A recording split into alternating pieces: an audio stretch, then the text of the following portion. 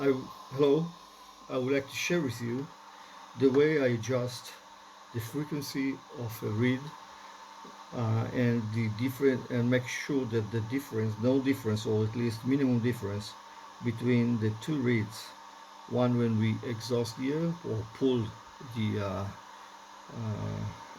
the accordion or push the accordion.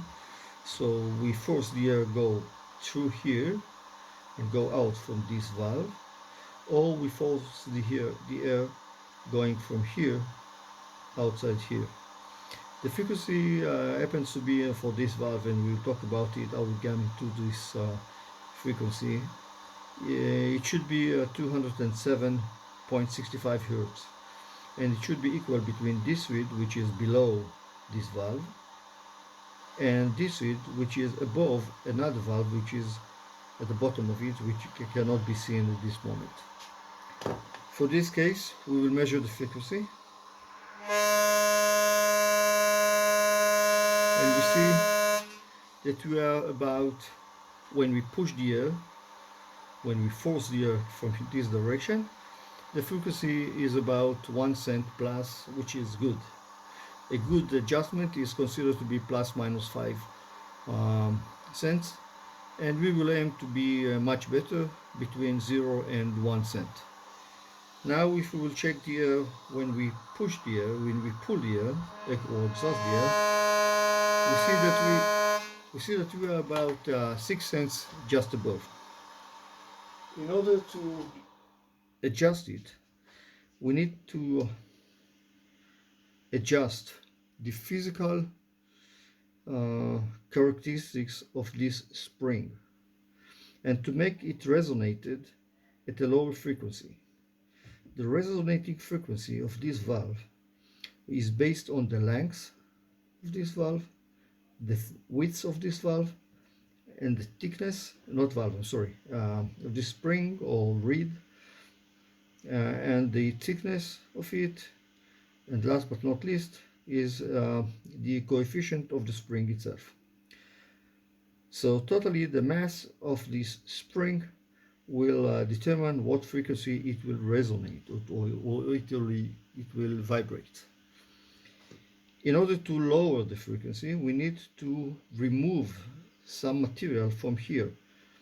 We're talking about few microns of a millimeter, or and for this we have some kind of a Dremel, which has a tip with covered with diamond powder, and in order to grind the spring, we need to grind the base of the spring about this area, and to do so we will protect the spring.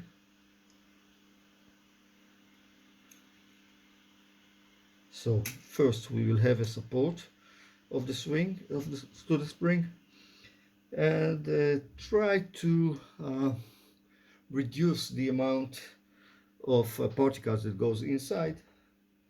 That's about what we will try to do. Okay, so let's try to reduce it.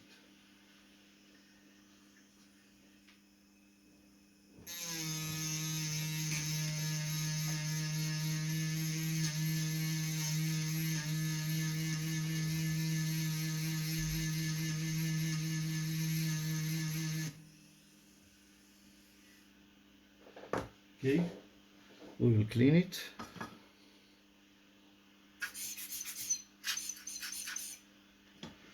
And let's check it again.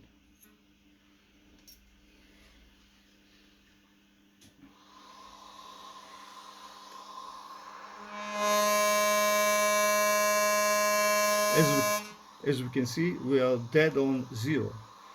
So this valve has been adjusted from plus 5 cents to zero. That's what we were aimed to. Okay, how did you get to the frequency of 207.65 hertz? just briefly explanation. We have a fundamental frequency of 110 Hertz, which calls A2. The second harmony of this is 220 Hertz, and the second harmony of 220 is 40 Hertz, and 880 Hertz, and 1760 Hertz, and so on. So each next fundamental frequency is twice of the previous fundamental, or the second harmony of the previous frequency. So we have somewhere here. The way we do it is we multiply the 110 Hertz, in our case, we multiply it by 2, or the 12 roots of 2 at the power of 11. Okay, if it will be at the power of 12, then square roots of 12 and the power of 12 makes it 1, then 110 multiplied by 2 is 220, makes us, we are just below here. This is the frequency that we aim to. Try to explain it once again. We have 110 Hertz multiplied by 12. How do you get to the 220? 12 at power 12 at the square root of 12, which is equal 1, which is 110 multiplied by 2 at the power of 1 equal 220. Okay, so if we will calculate it, let's try to calculate it. I hope will not make any mistake. Okay, turn it on, and we have, I hope you see, yes, we can see it. We have 110 Hertz multiply by 12 roots, 12 roots of 2. We'll close the brackets, and we will put it in a power of 11. Power of 11, that makes it 207.65 Hertz, and that's what we aim to, and that's what we got, and it's okay. That's what I wanted to show you. Thank you for watching, and have a nice day.